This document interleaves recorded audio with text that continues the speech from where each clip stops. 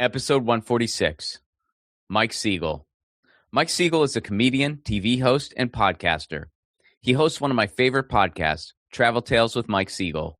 I was lucky enough to guest on there twice. We talked the crumbling industry in LA, what it means to be creatively fulfilled, the infectious allure of wanting to see the world, and he's got a pretty interesting dilemma coming up involving the World Cup. Please welcome to the show, Mike Siegel. What's up, everybody? Got some interesting show announcements for everyone in Southern California, Los Angeles, etc. We are doing an actual anti-fascist pasta night. Not my show, per se, but an actual anti-fascist pasta night on July 25th. That's at Folio Te, which is our house show venue in San Pedro. So you got a DM for the address there. But it's going to be a wonderful celebration. There's going to be music. There's going to be comedy. And yes, there's going to be food. The bill includes myself, Graham Elwood, Jake Flores, Laura House, Dana Jacques, Isaiah Reyes, Body Politic Media is going to be there. Drennan Davis is going to be there. Andrew Saxon is going to be taking care of the music. It's going to be a good old time. And again, that is July 25th. If you are in the Los Angeles area, want to check out an awesome backyard show, complete with food and good times, email me, romplacone.com. That's romplacone.com. And, of course, if you're going to be in Edinburgh, I will be at the Edinburgh Fringe Festival for the Anti-Fascist Pasta Night comedy show. That's just a show. No pasta is involved there, at least not directly. But I will be there August 6th through 30th at Westport Oracle. You can get all information at romplacone.com for that as well. And I'm part of the Free Fringe, so you don't need to buy tickets. You just got to show up. My show's at 3:45 every day, August 6th through 30th. See you in Edinburgh. And, of course, Left It Wall is out now. You can watch it free on YouTube. It is free with ads on YouTube. That's probably the easiest place to get it. You can also watch it on Tubi for free. And then it's on a bunch of other platforms, too. But I recommend the ones that are free. And YouTube free with ads, Tubi free to watch Left It Wall. Please do check it out. Everything I just mentioned, by the way, totally free. Enjoy today's episode.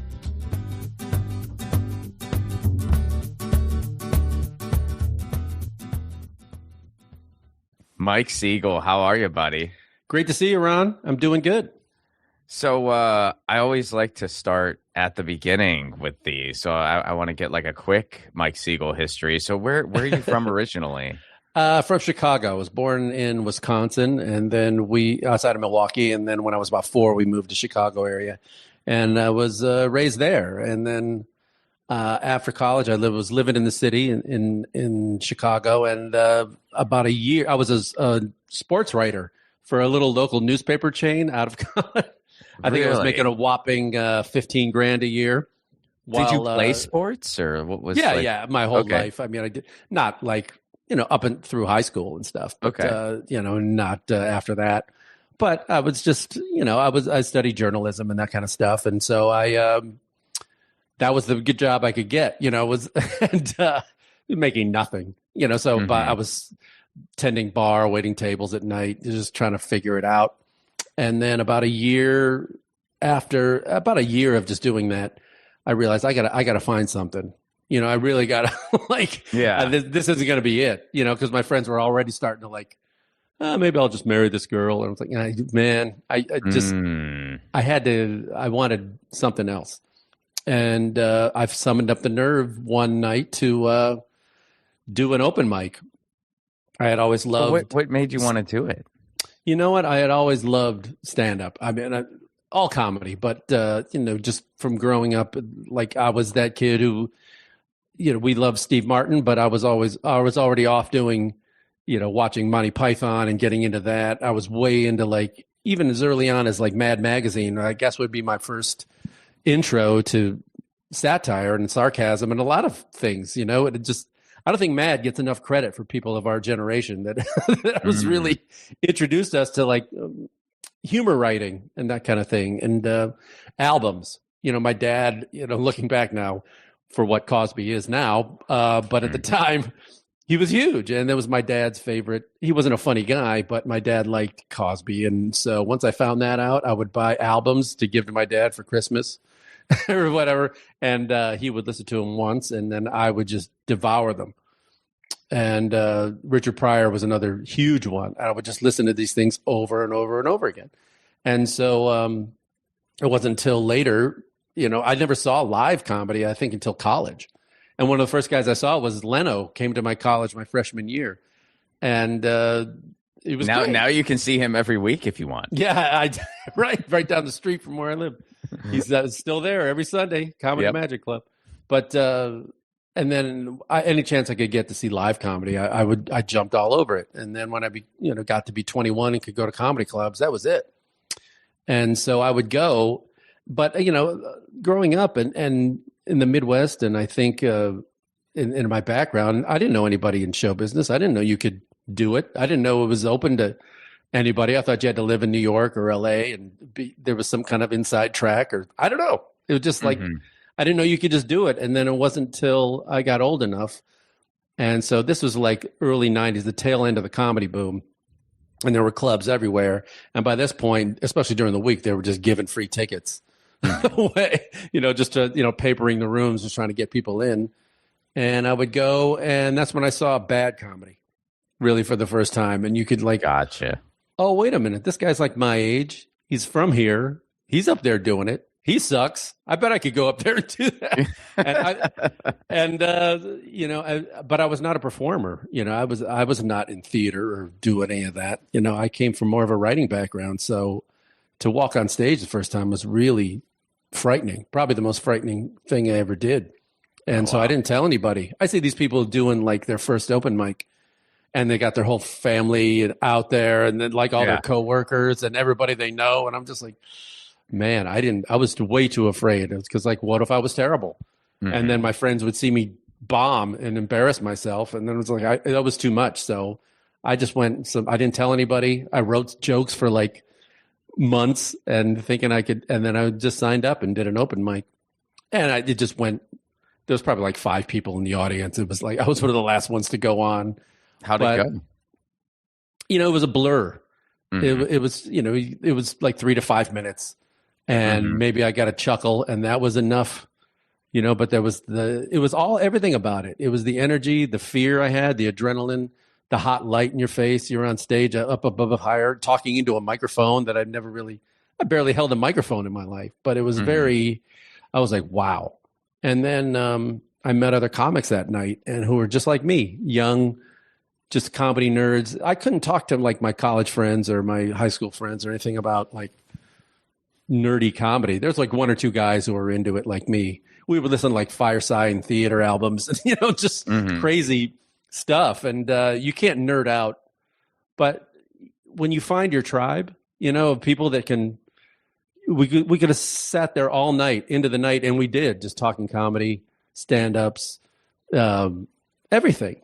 And so was that like Graham and everybody, or who was Graham? Wasn't there. There was guys, I remember. So the guys that were, Jimmy Dore was around, Jimmy Pardo, Paul Gilmartin. There was a lot of guys like that were around.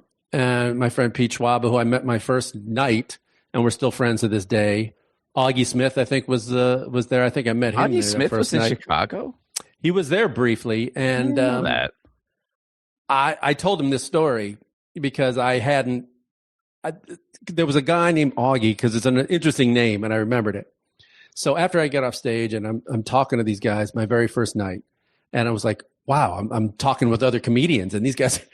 And this one guy, Augie, his name was, he sat at the bar, and he's like, oh, you're getting into it? I was like, yeah, where else can I go up on stage? And he sat down, he wrote down the name, like every night of the week, there was some place to sign up. An open mic somewhere. And he gave me this list of things. It was like, these are like any night of the week, you can go to one of these places. And I was like, thanks, man. And I never saw him again. And then like 25 years later, we're in LA. And it's like, did you live in Chicago? He goes, yeah. I go, I think I met you that first night, and you gave me a list of places to go. And I never saw you again.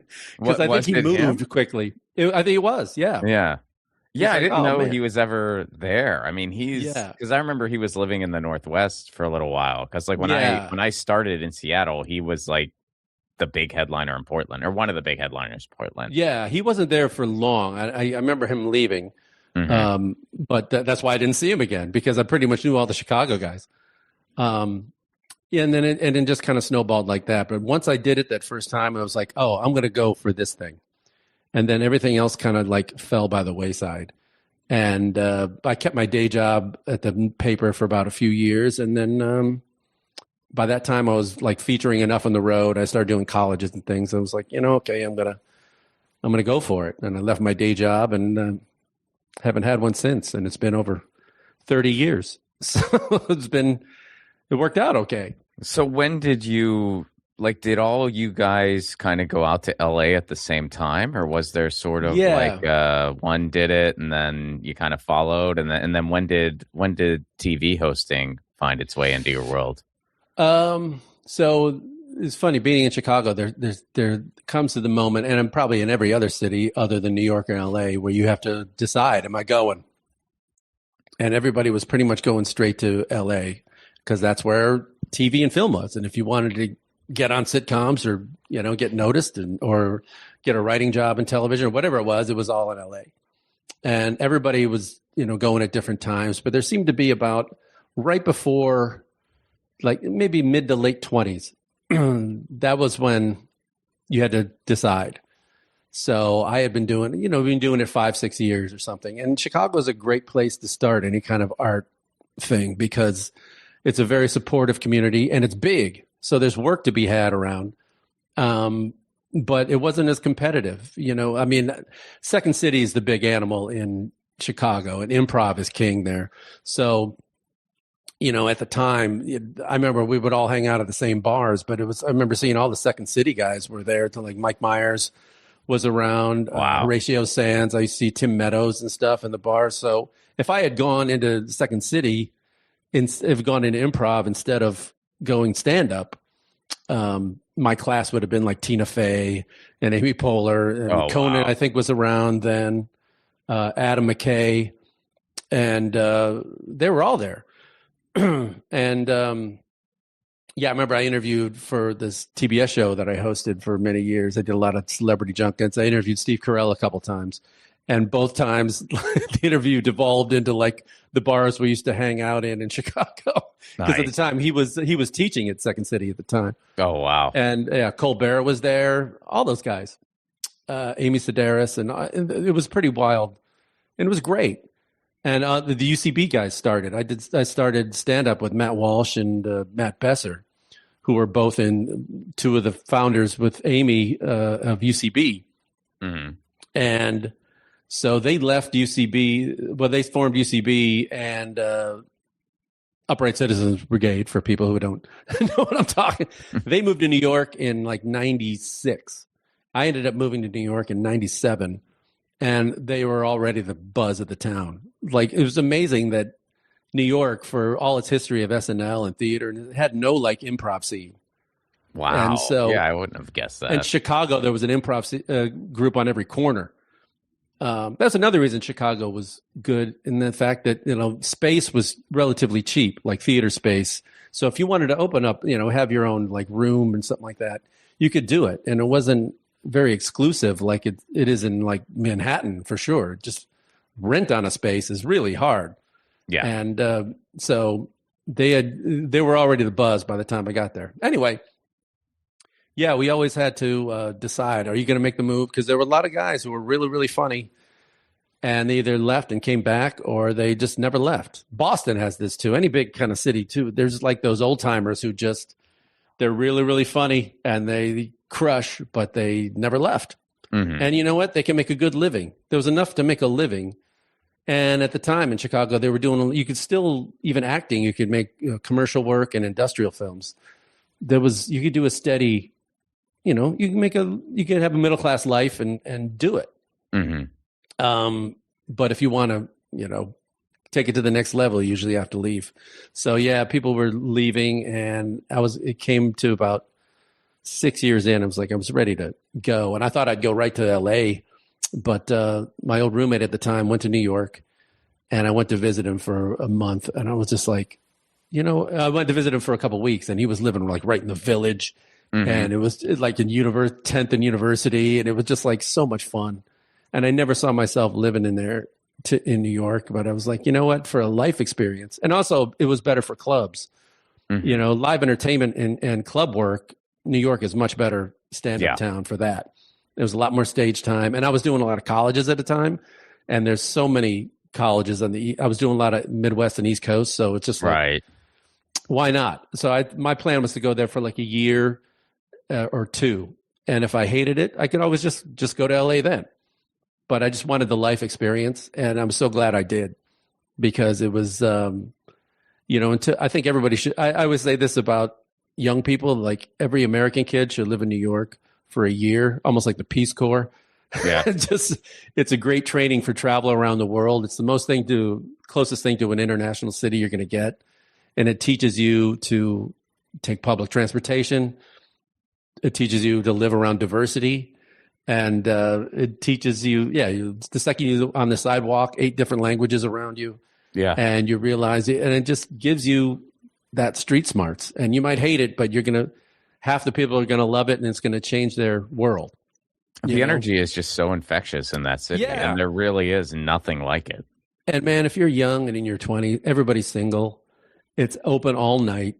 And it's great, man. Now, moving back now in my 50s, no thanks. Unless it was, you got to have some dough, man. Just like LA. You know, if you don't have dough, man, it's tough.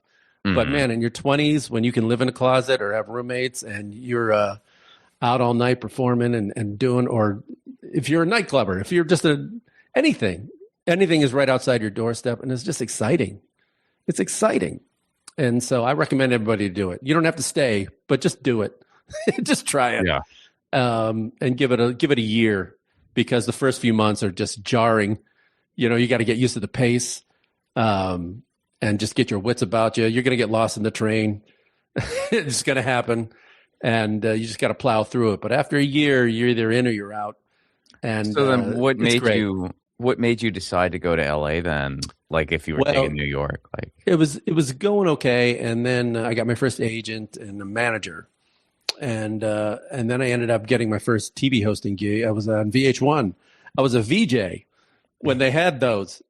So that was amazing. So I was there for like 3 months. You know, it was like a 13-week contract. Mm-hmm. And then they realized, by this time, this is like 97. So they're like already videos were on their way out. They were like the lowest rated part of the day.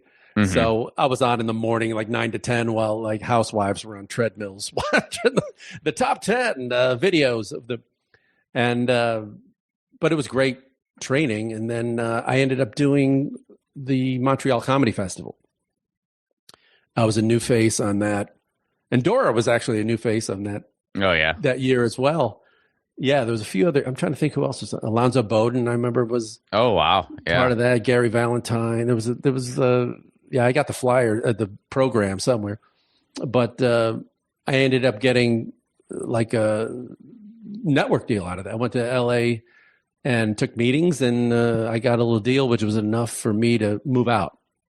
And so I thought I'd be there maybe 2 years. It ended up being like not quite a year and a half, but it worked out great, because the way to go to LA is to have a deal in hand. And, right. Right. And so that was the way to go. It couldn't have worked out any better. Nothing ever came of the deal, but some failed pilots that never went anywhere. But it was great. So I never really was like, oh man, I got to come out here and wait tables and do all that. So that was good. And then working the road from LA is very, as you know, tougher. I mean, you got much more travel. There's no money to be made stand-up wise in town. Right. Unlike New York, where you could, those guys were doing like 4 or 5 sets a night. You know, the big wigs when I was in New York, I remember at the time, I would see the same names on the sign up and the club sheet every time. And it was like Louis C.K., Greg Fitzsimmons, Gaffigan, Greg Giraldo was there, and Jim Norton, and these guys were doing, and Marin as well. You know, these guys would do 5, 6 sets a night. And you talk about great for stand-up, for writing. I mean, you come up with a bit that day. By the end of the night, you've tried it out 5 different ways. It's there's no better training stand-up wise. I mean, it's great. I mean, and in LA, you're lucky to do a few sets a week. Right. Or one a week. So yeah, but it was great, so it was, and I've been here ever since, but with ups and downs, but knock on wood, I'm still surviving. Well, before we kind of divert into other specific you topics, I'll ask you, where do you think like show business is heading right now? Because like the structure is just so bizarre now, and like the kind of everything you just described, like that path doesn't really exist anymore. I mean, it's not like it totally doesn't, but it kind of doesn't. Like, hey, look, even by the time I got, I was one of the last years where they were like going to Montreal and signing people to deals after watching them for 10 minutes. That's, I was lucky to get that bit, because then all of a sudden money got tight, once 2000s hit, and, and then streaming, forget about it. The internet has been the great leveler in terms of like the money, the pie is being cut very, I don't know. I've made my money in cable TV in terms of like, the shows on TBS, HGTV, hosting shows and that kind of stuff. And that's all gone. They're not, or on their way out. They're really hurting cable TV. It just like, I don't know who's making money on there. And yeah, the business, it's getting really hard. When I was on the SAG strike, a few years ago, it was like, were you on the picket lines? I was on the picket lines with y'all. Yeah. Yeah. Did you get that sense of like, man, I think this might be us grabbing for the last, big crumbs. Time. Yeah. I'm just like, like on our fingernails hanging off the ledge. Just like, just give us a little something. I showed up here in LA in 2016. And even in 2016, there was this vibe, and I was okay with it. I mean, I kind of knew it, but I kind of felt like, well, I sort of feel like I'm a guy who showed up to the bar at last call. And that's how I felt even then. You factor in, fires and strikes and pandemics. And it's like, okay, now I'm the guy who showed up to the bar at last call, and they're telling me they're out of booze and they're flickering the lights, and somebody's saying, I'm going to shoot you with a shotgun if you don't get the fuck out. Like that's the analogy. It's so funny. I have the same analogy of just being Gen X and following the boomers my entire life. Mm-hmm. It's all been like, I've been hearing my entire life, oh man, you should have been here sooner.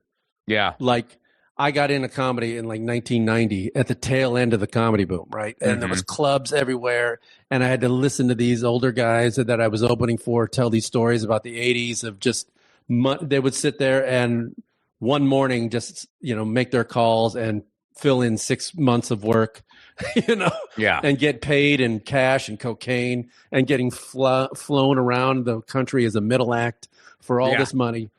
And there were more jobs than comics to fill them. Oh my God. Like you just missed that, basically. Yeah. And then I got in, and within a year of starting, so when I started in Chicago, there was, when Augie was making these list of places, there was like 14 full-time comedy clubs in between the city and the suburbs. Incredible.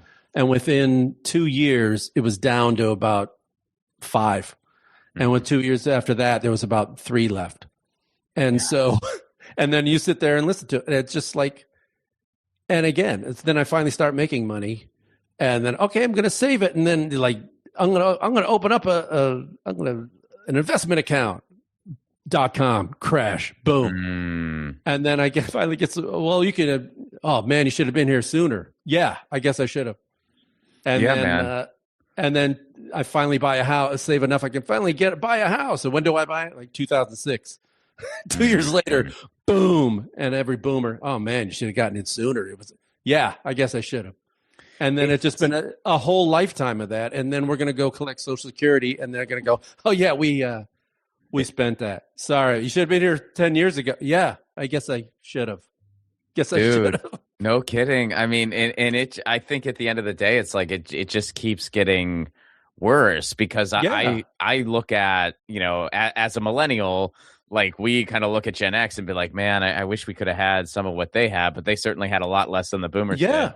And then I look at the younger generations now, and I'm just like, there's like, I mean, I would argue that me as like an elder millennial, like older side of millennial, we were kind of the last generation to at least be able to, I mean, when I started, which was like '07, like you could still, if you were good with logistics, you could still make a living as a feature. And if you were doing colleges, that would supplement the clubs, and you could make a living and you could live. You know, a lot of people lived in Chicago or somewhere in the Midwest was the most desirable place to live because logistically that made the most sense. And you can make a living. I mean, I made a living out of Pittsburgh. I made a living out of Nashville. You know, and then you could kind of come to LA with some road experience under your belt and start building something out. Now it's like you can't even do that. And you really can't even come to LA unless you have rich parents. Yeah, I had a Tercel that I had all these benchmarks that I wanted to hit before I was going to leave my day job. Mm-hmm. So I had to have my Tercel paid off, and I had to. I was still like maybe going to try to. You know, I had a really cheap health insurance policy, but I wanted something. So it's like if I can afford that and had this amount in the bank, which wasn't a lot, but it's just like a cushion. So I wasn't, because some guys left immediately. Like, you know, Graham and stuff. He did it like 6 months. I'm out. I'm on the road. And then like, okay, I didn't want to struggle that badly. He did that with a day job? In Chicago. No, I never known him to have a day job. Oh, okay. Yeah, or Door for the matter. I mean, those guys left early. They were like, going to LA. I'm going. Okay. No, they were just like taking middle work, and we were all touring the Midwest and ever doing the Funny Bones and the Ha Ha Hutch and whatever it was, and, you know, and then you try to, colleges paid better and you could do those and but you could make a living. I had always had roommates, you know, but I was like maybe paying $500 a month, and you know, that's what a week at a club would be as a middle act and stuff. And so I wasn't living big, but you could survive. And now I don't. But this is true of music and everything. I mean, musicians, I don't know how the hell you got to make everything touring and selling merch because there's no money in your album and there's nothing. So, but everything else has gotten more expensive. Right. I remember seeing an article about this on Broadway. They're talking about, Broadway tickets are so out of control. It's like, okay, yeah, the tickets have gotten more when you compare it to inflation. Yes, they're higher. They increased more. But it's not just the fact that but everything else. As let's say in the last 20 years or so, the inflation went up. I don't know, what is it, 4 or 5, 8%, whatever it is. Yeah. Yeah. Okay. Tickets have gone up, let's say 50% more than they were, but healthcare has gone up 150%. Rents have gone up, 95% more. So it's just college has gone up over 100% more. You know what I mean? So it's just like, yes, those tickets are more expensive, especially with Ticketmaster and Live Nation having a monopoly on everything like that. They're just screwing everybody. But yeah, that's bad enough.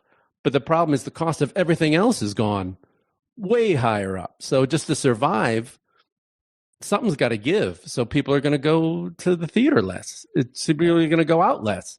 Bars are dying. Vegas is really hurting. We see it in the travel sphere all the time. And young people are just not drinking as much as we did.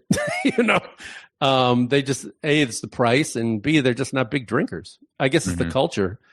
And you also don't have to go out to a bar to meet the opposite sex. They meet people on their phones. So you don't, we had to go out to meet girls. Right. They don't have to, and they don't. And it's really expensive. They want to charge you $10 for a beer and then they want a tip. That runs up on you, man. I mean, there's no cheap dive bars by me in LA. I don't know if there are by you. I mean, what's the cheapest beer you can get in your neighborhood? There are like a couple dives in San Pedro where you can still get like a pretty cheap beer for like $6 or something. But I mean, I know a lot of, like everything in the country, it's going to be becoming middle class in this business is going to be really hard. They're the one. There was always the struggling actor who had to wait tables, who was broke, and struggling artists and stuff like that. But I had a lot of friends, and you throw myself in there. You didn't have to be famous. You could be a commercial actor, book a commercial or two a year, maybe a guest starring spot on a TV show or something like that, and make a living, and survive in this town, and maybe even get a house, after a while. And I knew guys that did it for 30 years, but that's becoming very, very hard to do. Especially, commercial work has really been tough. The internet commercials don't pay. You don't get the residuals from Netflix and streamers and stuff like that you got from network TV shows. So then you could live off your residuals on a sitcom for a long time. But that's, but Netflix or Amazon, they just release all the episodes at once. You get your fee and that's it. 2 years later, you're not making money off that thing. So it's getting really hard. So being a middle-class actor, you don't want to get to the point where the old days where the only people who could do art were rich kids. Yeah. Well, we're getting to that point, though. Yeah, or you have to completely starve, which is hard. But somebody asked me, a friend of mine was visiting from Canada. He's like, "Do you think young people and you're like you were have to come to LA anymore to do it?" I go, "I don't know if they do." That's the other side of it. Like you can, I did hear this one perspective that's sort of, it's not, it's true. I agree with it. And it's kind of like the yin to the yang of like everything we just described, where it's like they use music as an example. Right. And they said, okay, so there's less people making millions of dollars in music than ever before. Like there's never been less people making millions of dollars in music, but by scale, there's more people making $60,000 a year on music than ever before. Right. And I want to, I'm pretty sure that's because like they're factoring in like, a band can kind of build a niche following online, and maybe it's not huge, but it's enough that they can make a living. Like they play venues that are the right size for them. They have an audience that's willing to come out in major cities or whatever, and they're able to make a decent living. They can live wherever the hell they want. So it's like, and I think there's stuff like that possible in comedy too. Like you can build a niche, and look, there's an amazing look. We're both music fans, and we all know the stories of, how many talented people just never got a break, or they made this incredible. They finally got a break, made an incredible album, and for whatever reason, the record company didn't promote it, or some new executive that buried it, or whatever it was. There were gatekeepers, and show business. The networks were the gatekeepers here, and they still can, the agencies, the managers, and all this stuff. So the internet is amazing, and it takes it out of all those hands. You can make whatever you can make as a creative person. It's amazing what you can do, and all the technologies in your hands and all that stuff, and you can put it out there to the world. The hard part is getting anybody to see it and monetizing it. Yeah, that's not guaranteed. It's great that you can make anything you want and put it out there. The hard part is monetizing it and know how to do it, which requires a different set of skills that I've never been good at, which are marketing, sales, hustle, all that stuff. My eyes start to glaze over. Yeah. That's why I had managers and agents and publicists and stuff. I was like, look, take 10% and just do that for me. I don't know it. I was never that good, but you have to be good at business, and or at least have like a good business sense, and devote that part of your day to like, okay, I made this thing. How do I market it? How do I get it out there? How do I get eyeballs and clicks and that kind of stuff? It's a different set of skills. Now, if all this stuff existed when you and I were 21, we'd do it and not even question it. These kids don't even question that they have to have like their TikTok channel. They got to put out content all the time. Yeah. And it's just the way it is. And I know it's generational that I don't want to do it, but if I was younger and that's what the deal is, then I would do it, man. It's what you got to do. you got to have this, have your podcast, have your, your Instagram. You got to put stuff out, and you got to know SEO. You got to know all this stuff. And it is what it is. And if I was coming up today and that would be the thing, and when these 22-year-olds are going to be our age and my age and your age, who knows what the 22-year-olds will be doing then. The problem is just the money is getting divvied up much smaller. So there's your online presence, and then everything you do online seems to be, if you don't make money on it online, it at least has to promote you enough so you can go on the road and sell some tickets, because I can't work a club now. They won't headline me if I can't sell seats. It's just all about your following now. And if I take a meeting with an agent or manager, they're going to ask me first thing, what's your social media imprint? Well, how many followers do you have? How many, what is your thing? So I'd be shit out of luck. I mean, I'm doing mostly cruises now, and one of the benefits of doing them, I never wanted to, but I don't have to promote it, and I need a big follower. They're on the ship. Yeah, they're already there. Yeah. I'm part of the entertainment, and they do pay better than any club that's going to pay me right now. Right, and as someone who does love travel, I try to maximize that part of it. And as I get older, that's kind of like where your crowd goes, because a 22-year-old sitting at a table in a nightclub, they see me coming up there. They don't want to see me walk. I'm like their dad walking up there. It's like, oh God, unless you're famous, right? But if you're not, oof, it's a rough go. Hey, young people, what's up with you kids today? So let's get into travel, Mike. And I'm a big fan of your podcast, Travel Tales Podcast. Got to do it twice. Yeah, that's great. Your tale of woe of Italy. Yes. Yeah. Did you get any? Because I was actually nervous to do that, because I really wanted to make sure I explained it the absolute best I could. You're not the only one affected. I've talked to a couple other people. Okay. And, like for people who don't know, you were trying to get your Italian citizenship for years to get another passport, and then they changed the rules at the 11th hour. But that's not alone. Like Portugal has changed their rules a bunch since they've been on my radar since I first went there in 2017, because I was looking into them to get another passport or something like that. And now it's so many people did it that they're making it hard. The 5-year path is now a 10-year path. Yeah. The $250,000 for a golden visa is now $500,000. You used to be able to buy property, and then now you can't. Yeah. Because the locals were priced out. So yeah, Europe is kind of like, trying to limit it now because so many people jumped all over it. There's still opportunities out there. Yeah. But the big ones like Italy and Portugal and France and Spain, they're tightening up a little bit. They're tightening up because so many people want to do it, and especially Americans. Yeah, people are trying to get out. Yeah, no idea why, but or at least exactly, and at least have that second passport. Just to because you don't know who's going to start limiting us going. But yeah, so travel to me, I was like, I had never been out of the country until I did the whole after college 6-week backpacking thing and get the URL pass and do.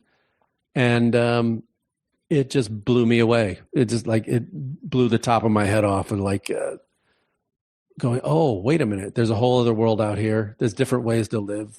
I was just fascinated by all of it, and I was curious. And then I came home just, completely broke, but determined that I was going to do, make travel a big part of my life if I could do it. And then I got into stand up. But on the way that, I started traveling the country. There was a hell of a lot of country I hadn't seen. Yeah. And that took me on the road, and I was just like, oh, wow, I went to this state. And then all of a sudden I was so used to traveling on my own. I went, I could probably do this in other countries. So right before I moved to New York, my lease was up. I remember in October, and instead of moving immediately, it's like, my parents still lived, or my mom still lived in Chicago or outside of it. and I was on the road every week anyway. I'm just going to move back in with her and save money, but I'm going to take a solo trip. So I booked like a 5-6 week trip to Australia and New Zealand. And I timed it perfectly because it was like January, February, the coldest part of Chicago. And I was just like, you know what? I'm going to go to summer in the southern hemisphere. Australian summer. Yep. Oh, and it was great. So that was my first solo trip. And I went, okay, this is great. And then I went after, New York and then moving to LA. I said, if I get some money, I'm going to finally do it. And once I got a steady gig in TBS, I got, my first job hosting it in LA was for TBS. It was a movie interstitial called TBS Movie Extra. And I started, I could, relax a little bit. Then I started making little trips. I went to Brazil on my own. I went to Costa Rica. I went to started taking when I had like a few weeks off over the holidays or whatever. And that really kind of pushed it to another. And then I started going everywhere I could. And I wasn't afraid to go solo. And I actually kind of preferred it in terms of, I could, when you travel solo, you can do what you want. You don't have to, I love traveling solo. You're on your own schedule. I liked kind of getting lost in it and not being who I was back home. Not that I was going nuts, but I was like, you can leave yourself behind there.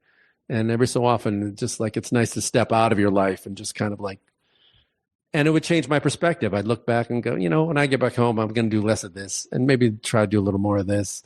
And just, you need a break sometimes. And so I started to do a lot of things. I would try to go to Africa. I would go to South America. I went to Asia, and I went all over. And so I just kept doing that for years. And then my dream was to host a travel show. Like Anthony Bourdain, or everybody kind of wanted to do that stuff. And at the time, they were really, my agents, like, they're hiring more experts. Because I was hosting, I had hosted, like I said, VH1, I did music, HGTV, I did house shows. I did a showbiz show with TBS. I could cover a lot of things, but I wasn't a quote unquote expert of one thing. So I wanted to brand myself as kind of like a travel expert, because there's like, we don't want a host for this. We want a chef. We don't want, mm-hmm. You can't just host a home show, or we want a realtor or an architect or contractor or whatever it is. So I wanted to be a travel expert. And so that's where the idea for people were starting podcasts at the time. So it was like, let me do a travel one, because I wanted to pick, a lot of my comedian friends were doing podcasts, but it was really a lot of people just like, guys just shooting the shit, really kind of. And I wanted something a little different. And I also never got tired of talking about travel. And I don't know about how you get it, but a lot of people haven't been to a lot of places for one reason or another. And you can't really talk to them about it. And then you get the kickback of sometimes you talk about it with people and you come off as pretentious or, look at you. You get to go to France. There's a lot of that knee-jerk kind of well, especially in the U.S. Yeah. Yeah. It's like a defense mechanism. And my brother's like that. He's never really left the country, my older brother. And I remember, I always tell this story about him. He's big into camping and fishing and that kind of stuff like that. I remember going to New Zealand, and I was like, man, you would love it there. I mean, it's like, it's all the nature, it's right up your alley. It's pretty amazing. And there was a pause, and he goes, well, I think there's a lot of things to see here. I was like, yeah, there is. This is not an either or situation. Right. Just because I say I like somewhere else doesn't mean I hate America. There's this real knee jerk kind of, what's wrong with here? Yeah. I didn't say anything that was wrong. It's just like, it's okay to like two things. I like the other place too. You can check it out. And it's like, it's not only, I know some of it's fear, some of it's resent. I don't know. But there's also that thing. We're a very nationalistic country. Yeah. Let's just, we could just, on a show like this, Mike, you could just call it what it is. There's that kind of like, if you've been told this place is the most amazing place and the greatest country in the world all the time, then by default, everywhere else is worse automatically. Yep. And so, yeah, what's wrong with here? Why do you got to go there? It's like, oh my God, it's just, I don't get I get the fear of new places. I get not having the money. I get, for whatever reason, you don't travel. What I never get is the lack of curiosity. Sure. That always, it's like, really? You've seen pictures of Paris and movies and everything your whole life. You never thought, I'd like to see that. People are like, no, I'm good. I'm like, wow, man. Okay. And there's a small part of me wishes I could be that content with not going anywhere, you know? Oh, I always wish for that. Like I really because that's, I mean, I think about the money I would save. Right? Oh my God. It'd be so easy if I could have just like where I was born, or where I was raised, I couldn't get out of there fast enough. Yeah. You know what I mean? It just, and I think part of it was just watching TV. Like California just seemed like this magical place where it just like, I remember watching it on TV, just going, like every TV show was there, and it was always sunny, and there was mountains. You know, I grew up in Illinois. There was not a mountain to be seen. And there was an ocean. I was 1,000 miles from an ocean. And just like, wait a minute, I could play baseball all year round. And it's like skateboard, and everything I wanted to do seemed to be there. And it just like, even watching the Rockford Files, and he would like live in a trailer in Malibu, and go, oh my God, it's great. Look at that. No, dude, you know what, for me, it was even, it goes even further back. I mean, I feel like I got bit by the bug. I mean, when I was like 6 or 7 years old. I mean, first of all, you know, I grew up in Pittsburgh, Pennsylvania, so it didn't take much to be like, oh, there's more out there. Yeah, but right. But like, I remember I was watching the Disney Channel, because I remember that the Disney Channel was like part of the premium cable package. Oh yeah, and we just had the basic. But what they would do is every now and again they would give you a free preview. So you go premium. buy it. Yeah, so you go buy it, and of course my parents never did. But there was like once or twice a year where we would get the Disney Channel, and I was like, we have the Disney Channel for like a limited time, and so I would watch it. And I remember I saw my first like Mickey Mouse Club, and it was like beautiful out, and there was palm trees and ocean, and I'm looking outside, and it's like just dead and snow, and I'm just like, that's happening right now. And my parents are like, yeah, some places have weather that's not completely terrible. They didn't put it in those words, but I didn't realize that not everywhere had horrible winter. And when I found out like what the weather was like in Florida, I was just like, what are we doing here? Like, oh my God, yeah. I you know what was the ultimate thing when I knew I had to leave? It was the Northridge quake. So it was 94. And I remember when that hit, I mean, of course, it was all over the news. It was like, it was destruction everywhere. The 10 collapsed, you know, the freeway. I mean, it was crazy. But I remember it was like January, February. It was January, I believe. And I remember sitting at home. I was in Chicago, and it was like 20 below. And I'm watching all this devastation and just rubble and stuff, like these reporters out there reporting from it. And I go, look at that guy's wearing short sleeves. Wow.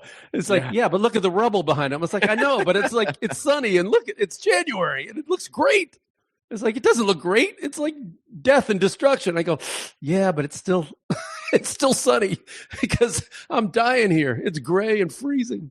So how did you, like from like a getting ideas out there perspective, how did you kind of then build this travel tales niche? You know what? I wanted something I could just talk about and never get bored of talking about. And I was curious, meeting people, again, finding your tribe. And through it, like it's always been a labor of love, really. And it helped to meet people, and I did get stuff out of it. I mean, I've written stuff for and done video and stuff for other sites as well. I met producers through that who, you know, we shot a promotional video for the Taiwan Tourism Board, and I spent like a week in Taipei shooting top 10 things to do in Taiwan, and I did media trips to Thailand and things like that. So in terms of travel, I've gotten tens of thousands of dollars worth of travel when you do this as a quote unquote influencer. But I never got the numbers. Again, back to marketing and things like that. I've just never gotten the numbers doing it. But now that I'm older, and now I have been doing cruises, and and it's paying for me. Mm-hmm. And one of the reasons I had to be honest with myself, and one of the reasons I wanted to do it, and why did I want to be a travel host anyway, is so I could kind of travel the world for free, mm-hmm. and or to be paid to do it. And now with cruises and through stand-up and through years of doing this, I've done it. I'm doing it. I'm getting fulfilled? Older. What's that? Are you creatively fulfilled? Well, I can still, it's the beauty of it. I mean, less so. What I didn't want travel to be, it was my favorite thing to do for me. And it was my favorite pastime and hobby. I guess not hobby, but passion. And stand-up was my passion. And then when it became my job, it becomes a little less fun. Mm-hmm. You start when you start paying bills with it, you start taking gigs you don't want to have to take. You start, eating shit for the check. Right. And you can get burned out really quick. And I see that with travel influencers as well. Yes, it's great that I see what they do. I've taken trips with them, and I've been on these media things where I'm with all these influencers, and of course they're all younger than me, but they have to shoot everything we do. We can't even have a lunch with them holding a selfie in front of them. Hey guys, we're having lunch here with everything. It's mm-hmm. like, they have to do things just to do a story for the Oko, baby. Yeah, for the Instagram, for the content. And I'm just going, I don't want my travel to be that. I don't want it to feel like I'm doing homework. I don't want to be in this beautiful place that I've always wanted to be and going, God, I really should go out and I got to shoot some B-roll. Mm-hmm. I didn't want to have to be like that. And they do get burned out because you have to take a lot of trips. And again, we're getting into an age thing. When I was younger, yeah. But now I'm getting tired. And there's some weeks when you're on your sixth airport and that other delay and you're just like, you're beat, man. So I just want to go home. So I never wanted to get into a place where I had to take a trip I didn't want to take. I wanted to travel as much as I wanted to and go where I wanted to go. And now, luckily, I have taken some cruises, like one I just got off of that I'd rather not have been on. Mm-hmm. But in the end, I can still, and yeah, cruises can restrict you. What you say on stage, you have to be pretty clean and there's a lot of rules. But within that box, you can still be as creative as you can be in that box. Sure. So I still get my creative Jones out of it. I still get a performing Jones out of it. And I've been able to maximize a lot of the travel in terms of I remember the first time I did a European cruise, they had me flying home. I was leaving the ship, disembarking in Amsterdam, and they were going to fly me right home. And I said to the cruise company, I said, hey, can I stay a little longer while I'm here? And they go, oh yeah, as long as you fly back from Amsterdam, we don't care how long. I was like, whoa, well, that changes things because I know from Amsterdam I can get a cheap flight to anywhere in Europe. Mm-hmm. And so I just had them fly me back like 3 weeks later from Amsterdam because they cover all travel and everything. Mm-hmm. So that flight is free. And I just spent 3 weeks traveling. I went and saw friends in the Netherlands. I saw friends in Spain and in France and stuff. I just spent 3 weeks kind of tooling around, and then I just caught a cheap flight back to Amsterdam and then flew home from there. So that opened it up. So I have family in Florida, so I booked more Caribbean stuff this year, so I could go home and see my mom, who's getting older. And whenever I book, I'm usually in and out of Miami or Fort Lauderdale, the ports there, and I'll just say, hey, can you fly me back, 5 days later? And they go, yeah, no, as long as the price is the same, we don't care if you fly out, as long as you're flying out of the same airport. I was like, great. So I'll just extend a trip. So that's covered all my travel going back to see my family, which is great. Mm-hmm. And so I've tried to maximize it that way. And I've got to go to some cool places. Like last year, ship dropped me off in Rio de Janeiro during Carnival. Oh, and I was wow. like, well, I'm not going to fly home directly with this. I gotta stay and see this for a couple of days. So I did that. I think I got the last hotel room in Copacabana and stayed a couple extra days. So that was great. And so can we talk about your upcoming trip? Which one? You're going to be competing with the World Cup. Oh, God. Yeah. So this is not even a cruise. So this was like a corporate event I booked for travel professional. I think it's a bunch of travel agents. And so I'm a soccer fan and I've seen games all over the world. That's another thing with travel. That was a great thing to learn. So where I got hooked was I was in Europe with my girlfriend at the time in 98. I was in Italy during the World Cup, and I knew nothing about the World Cup or soccer. This is like, you couldn't follow it. You couldn't see it on TV at that time and like in the US and stuff. I didn't know anything about it. And, but I did notice that the country kind of shut down for these games. Yeah. While it was happening, I was like, let me check this out. And then I just started getting into it and knowing international football. I follow mostly the English Premier League, but knowing the players and knowing the leagues and following it has been great currency around the world. Like I can start a conversation with a cab driver in Africa who's wearing a Liverpool shirt, and staying at hostels, and there'd be people from 10 different nations around you, and we're all watching the same game, commenting on it. So it's been a really cool thing to know. So I got this gig in Cancun, and I'm not thinking anything about it. I just fly in. It's one night. I do it. And then Mexico won their group, and I saw that they were playing this week, and I went, let me look up when that game is. And the game is 8 p.m. when I'm going on stage at 8 p.m. Brilliant. in Mexico. And I just talked to the woman in charge, who's a nice lady from Wisconsin. And I'm just like, I can't describe. It's like, is there any way to move this? Well, we have a schedule. I was like, is there any? This is like, I try to put it in Wisconsin terms of like, this is like going on stage in Milwaukee while the Packers are in the Super Bowl. And I'm walking on during the national anthem. That's what this is going to be like. She said, I think you'll be fine. I was like, I don't know if I will be. We'll see. Well, I guess if none of the travel agents care, then that's the thing. And she's like, I mean, they're mostly Americans. Mm-hmm. Maybe they're probably interested to watch it, but yeah, that's what I wanted to tell her this as a traveler. And we didn't get into it. And in the end, I got to do what they say. Again, you gotta suck it up and do it, and I'll do the best I can. But I said, if they are travel agents and having been to other countries during a World Cup and watching the games in their country, and especially in Mexico where they're hosting it, the game's going to be in the country that night in Mexico City.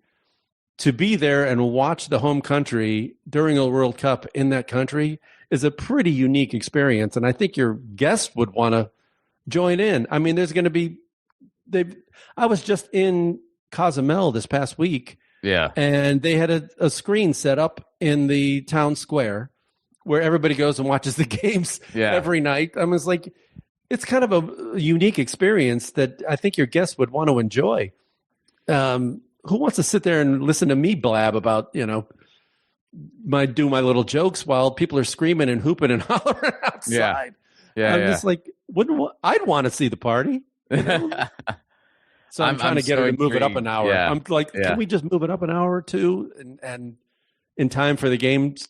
Let's end all this by the time the game starts. But I'll talk to the staff. And I was like, okay, now I'm waiting on that. But I'm so intrigued to by the time this airs, you will be in the place. And maybe we'll do an epilogue. Oh man. Yeah, I'm so intrigued. Some people, by the time they're listening to this, it will have been, post Tuesday, because these episodes drop on Tuesdays. So okay. It'll be, So some people will be listening to this on Wednesday. Yeah, but, it could be nothing, or it could be really horrifying. So we'll see. I'm excited to hear the results. I want to be. I would like nothing more to be on the street out there with the people, and just to be in a cafe or a bar while this is going on in Mexico would be fantastic. And it's kind of a drag to be there and be so close to it and not be involved in it. And just, I'm happy to be working and I'm thankful for the work. And if this lady's listening, I'm really thank you. But man, if we could just move it. Let's I know you have a schedule, but we can move it, right? We can play with it, can't we? Well, Mike, for anyone who is not a travel agent in Cancun on Tuesday night, where can everybody else go to learn more about you? FunnyMike.com is my website where everything is. Hasn't been updated in a while because, again, not great with the internet, Ron. I have a dry bar comedy special out there called Have Jokes Will Travel. So there's a link to it at Funny Mike. And I have my Instagram is Travel Tales Podcast on Instagram. You can find me there. And yeah, that's mainly the stuff. And listen to the podcast if you're into travel. And, I talk to cool people like Ron Placone. Yeah, dude. I love your podcast. I'm a listener. I love whenever I get to do it. And yeah, thanks so much for doing this. No, it's been great. It's great to talk to you, as always. That was Mike Siegel. Check out Travel Tales. It's seriously one of my favorite podcasts. And check out my episodes. If you don't know where to start, please do start with mine if you'd like, or start with anyone that sounds interesting to you. I mean, I'm not drugging. I'm just suggesting, and by the way, curious what's going to happen with this World Cup thing. We will try to do a follow-up on this next week. I'll text them, try to get the hot goss. By the time you're listening to this, it might already be after Tuesday. You might know what happened in the game and be like, yeah, I'm really curious how it all played out. As of the recording to this, the game, of course, has not happened yet. Music for the 1000 podcast is provided by Andrew Saxena. Be sure to check out his podcast, the Baywatching Podcast, wherever you get podcasts. Please do leave us a 5-star review. Make sure you're subscribed. Tell your friends. Please help get the word out about this show. And if you want to support this show on the sustainability end, patreon.com/Ron Placone. We got a wonderful community on Patreon. I do a Zoom show once a month, and we do Zoom hangouts. In addition to that, there's insider information on upcoming films and events, full stand-up clips not available anywhere else. You get the 1,000 episodes before they're released to the public. And that's all for a Give What You Can level. It's a really, really cool community, and it helps keep things rolling over here at Plaque One Productions. That's that's the umbrella for all this. Y'all, thanks so much for tuning in. Catch you next week. We'll see what happens with Mike Siegel's World Cup dilemma. And in the meantime, peace.